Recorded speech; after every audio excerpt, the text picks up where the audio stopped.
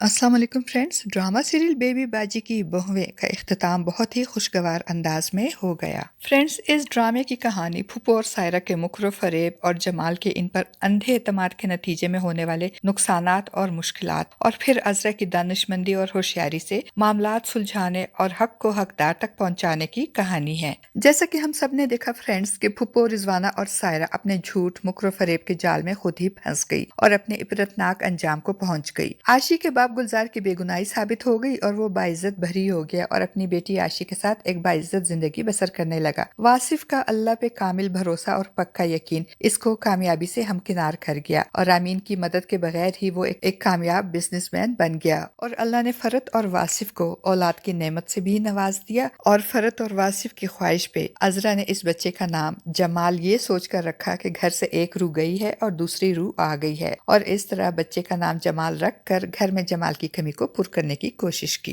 अस्मा को इसकी मेहनत और हक हलाल की कमाई से बनाया गया बुटीक वापस मिल गया। वलीद और नसीर को इनके बाप सिद्दीकी साहब की दुकान और कारखाना वापस मिल गया और सबसे बढ़कर इनको इनका आबाई घर सिद्दीकी हाउस दोबारा मिला और सब हंसी खुशी एक छत के नीचे जिंदगी गुजारने लगे। और जमाल ने जो ख्वाब देखा था और जो अपने वालिदैन से वादा किया था सब भाइयों को जोड़कर रखने का, वो जमाल की मौत के बाद अजरा ने अपनी दानिशमंदी और अक्लमंदी से पूरा किया। सबको सब कुछ मिल गया, मगर अजरा की जिंदगी में जमाल के जाने से जो खला रह गया इसका अजाला नामुमकिन है। मगर यहाँ भी अजरा ने ना सिर्फ बड़ी भाभी होने का फर्ज अदा किया बल्कि इन सब की माँ बनकर इनका ख्याल भी रखा और सबको एक छत के नीचे जोड़कर रखा। और बेबी बाजी सीजन 1 में अजरा ने जो गलतियां और बेवकूफियां की थी, सीजन 2 में अजरा ने तमाम गलतियों और कोताहियों का अजाला करके अपने आप को अजरा चैंपियन साबित कर दिया। फ्रेंड्स, बेबी बाजी सीजन 1 की तरह बेबी बाजी सीजन 2 में भी बहुत खूबसूरत और अच्छे सोशल मैसेजेस दिए गए हैं। जॉइंट फैमिली की अहमियत बताई गई है और ये बताया गया है कि इंसान जो हर वक्त लड़ने झगड़ने में वक्त गुजारते हैं वो ये नहीं जानते कि जिंदगी में जिन रिश्तों से वो लड़ते झगड़ते रहते हैं, जब वही रिश्ते इनसे अचानक जुदा हो जाते हैं तो इनकी आंखें इन्हें देखने और समात इनकी आवाज सुनने के लिए तरस जाती है, लेकिन वो रिश्ते दोबारा कभी वापस नहीं आते और दिल में एक खलासा ठहर जाता है जो कभी नहीं भर सकता। इसलिए बाद में पछताने से बेहतर है कि हम जिंदगी में अपने रिश्तों की कदर करें, इनके साथ अपने इख्तिलाफात को दरगुजर कर दें और इनको वक्त दें, क्योंकि जाने वाले तो चले जाते हैं मगर हम सारी जिंदगी इनकी यादों के सहारे जीते हैं।